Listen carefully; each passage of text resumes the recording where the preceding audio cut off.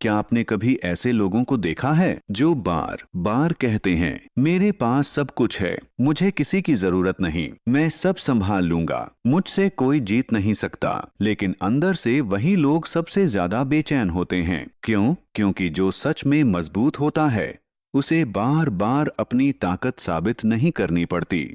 भगवद गीता का 10वां श्लोक हमें यही सिखाता है। अगर आपके पास सब कुछ होते हुए भी मन में डर है तो समस्या रिसोर्सेस की नहीं, माइंडसेट की है। अपर्याप्तम तदस्माकं बलम भीष्माभिरक्षितम, पर्याप्तम त्विदमेतेषां बलम भीमाभिरक्षितम। 10। अर्थ। दुर्योधन कहता है, हमारी सेना जिसे भीष्म पितामह रक्षा दे रहे हैं असीम और बहुत बड़ी है, और पांडवों की सेना जिसे भीम रक्षा दे रहे हैं सीमित है। ऊपर से यह श्लोक दुर्योधन के आत्मविश्वास की तरह लगता है, जैसे वह अपनी सेना की शक्ति बता रहा हो। लेकिन अगर आप इस दृश्य को ध्यान से देखें तो यहाँ एक गहरा मनोवैज्ञानिक सच छिपा है। कुरुक्षेत्र का मैदान तैयार है, दोनों सेनाएं सामने खड़ी हैं, शंख बज चुके हैं, युद्ध बस शुरू होने वाला है। दुर्योधन अपनी सेना को देखता है। उसके पास क्या नहीं था? भीष्म जैसे अजय योद्धा, द्रोण जैसे गुरु, कर्ण जैसा महारथी, अश्वत्थामा, कृपाचार्य, विकर्ण, भूरिश्रवा जैसे वीर, विशाल सेना, हाथी, घोड़े, रथ।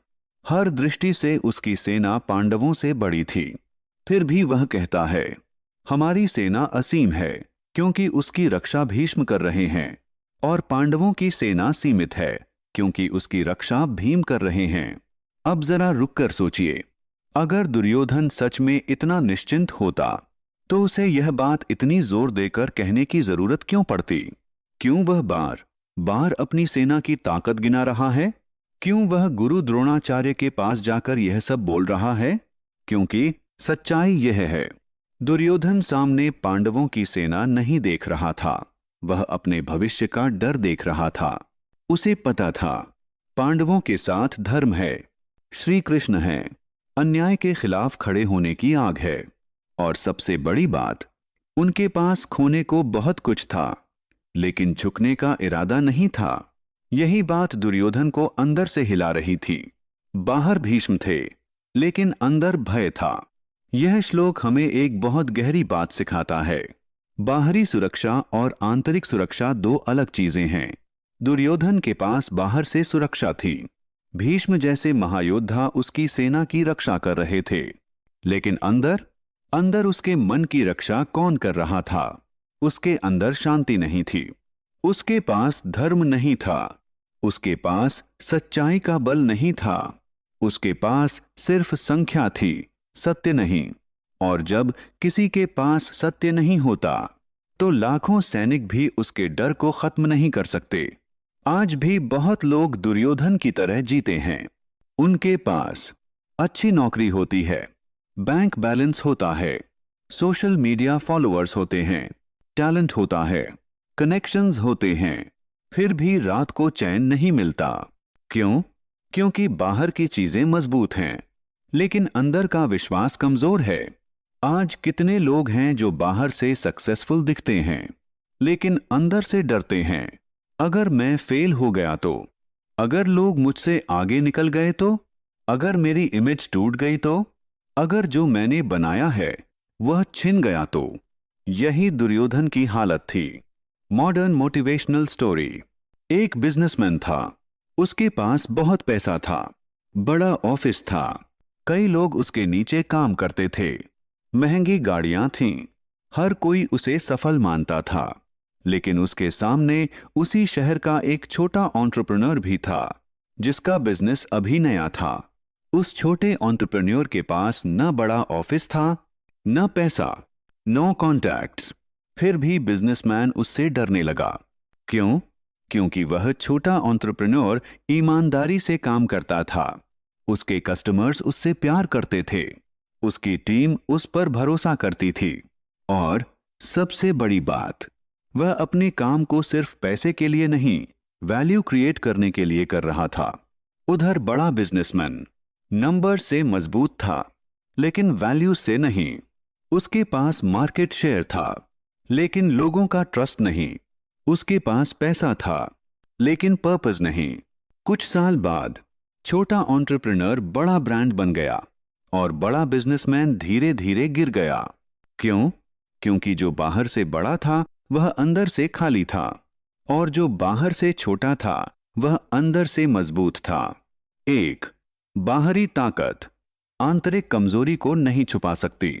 आपके पास डिग्री हो सकती है, पैसा हो सकता है, फॉलोअर्स हो सकते हैं, रिसोर्सेज हो सकते हैं, लेकिन अगर अंदर सेल्फ डाउट है तो आप हर समय किसी न किसी से डरते रहेंगे। दो, संख्या से नहीं, सत्य से आत्मविश्वास आता है।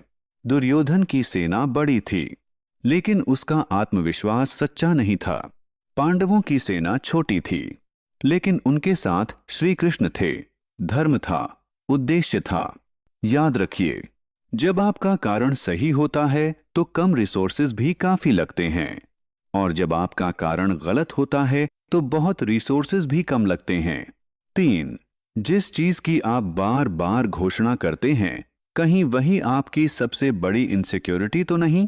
कई लोग बार बार कहते हैं, मैं बहुत स्ट्रांग हूं, मुझे किसी की जरूरत नहीं, मैं सब ठीक हूं, मुझे फर्क नहीं पड़ता। लेकिन कई बार यही बातें इस बात का संकेत होती हैं कि अंदर कहीं ना कहीं डर बैठा है। सच्ची ताकत को शोर की जरूरत नहीं होती, वह शांत होती है, स्थिर होती है। वह एक भावनात्मक सच। कभी कभी जिंदगी में आप खुद को बहुत कमजोर महसूस करते हो, क्योंकि आपके पास उतना सपोर्ट नहीं होता, उतने पैसे नहीं होते, उतनी पहचान नहीं होती। लेकिन अगर आपके पास सच्चाई, मेहनत और सही इरादा है, तो आप उतने कमजोर नहीं हो जितना दुनिया आपको दिखाती है। और कभी कभी आपके पास सब कुछ होता है, फिर भी आप अंदर से हारे हुए होते हो, क्योंकि आपने अपना जीवन कंपैरिजन, ईगो और इनसिक्योरिटी पर खड़ा किया होता है। दुर्योधन के पास भीष्म थे, लेकिन उसके पास विश्वास नहीं था। पांडवों के पास भीम थे, लेकिन उनके पास उससे भी बड़ा बल था। धर्म का बल, सत्य का बल, श्री कृष्ण का मार्गदर्शन और अपने उद्देश्य पर अटूट विश्वास। यही वजह है कि युद्ध सिर्फ शस्त्रों से नहीं जीता गया, युद्ध मन में जीता गया। और सच यही है, जिसका मन हार जाता है, उसकी सेना चाहे कितनी भी बड़ी हो, वह अंत में हारता है। और जिसका मन जीत जाता है, उसकी शुरुआत चाहे कितनी भी छोटी हो, वह इतिहास बदल सकता है। एले, अगर आज तुम्हें लगता है कि तुम्हारे पास रिसोर्सेस कम हैं, सपोर्ट कम है, मौके कम हैं, तो निराश मत होना। पहले यह देखो, क्या तुम्हारा उद्देश्य साफ है? क्या तुम्हारी मेहनत सच्ची है? क्या तुम्हारा मन स्थिर है? क्या तुम्हारे भीतर खुद पर विश्वास है? अगर इन सवालों का जवाब हां है, तो समझ लो तुम्हारी छोटी सेना भी बहुत बड़ी है। क्योंकि जीत हमेशा उस पक्ष की नहीं होती जिसके पास सबसे ज्यादा लोग हों। जीत अक्सर उसकी होती है जिसके पास सबसे ज्यादा विश्वास हो। जय श्री कृष्ण।